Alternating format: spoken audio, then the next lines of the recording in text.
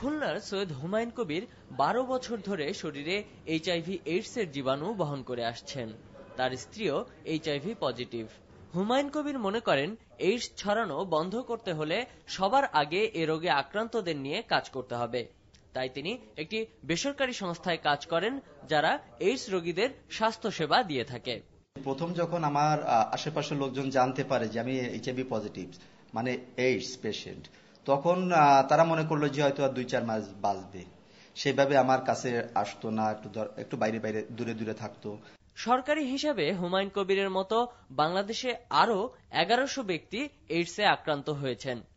2011 সাল পর্যন্ত এ রোগের জীবাণু পাওয়া গেছে 2500-এরও বেশি মানুষের শরীরে। তবে বৈশ্বিক চিত্র জানাচ্ছে, দিনে বিশ্বে 7000 জন নতুন করে এ রোগে আক্রান্ত হচ্ছে, যাদের 97 ভাগেরই বাস নিম্ন ও মধ্য আয়ের দেশগুলোতে।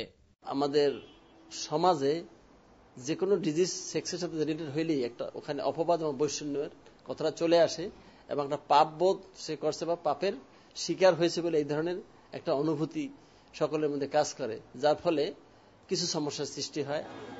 রক্ত ও অনিরাপদ যৌনকর্মের মাধ্যমে এ রোগ ছড়ায় বলে সবাই এর ঝুঁকিতে আছেন।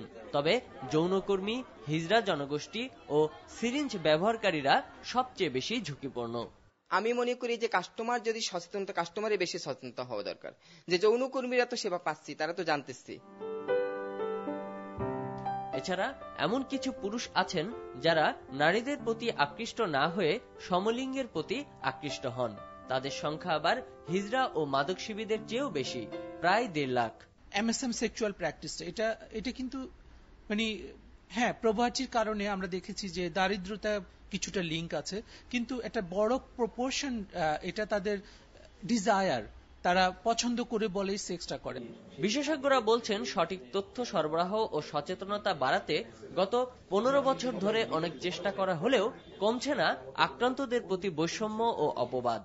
নিজস্ব পরিবারেই এই ঝুঁকিপূর্ণ জনগোষ্ঠীগুলো, যেমন হিজড়া জনগোষ্ঠী, ইভেন ড্রাগ ইউজার্স এবং সেক্স ওয়ার্কার, তারা সাংঘাতিকভাবে অপবাদ এবং বৈষম্যের শিকার হচ্ছে নিজস্ব আত্মীয় স্বজনের কাছ থেকে, বন্ধুদের কাছ থেকে, হেলথ সার্ভিস প্রোভাইডারের কাছ থেকে।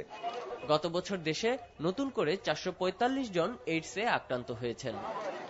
Arafat Siddique, NTV news, Dhaka.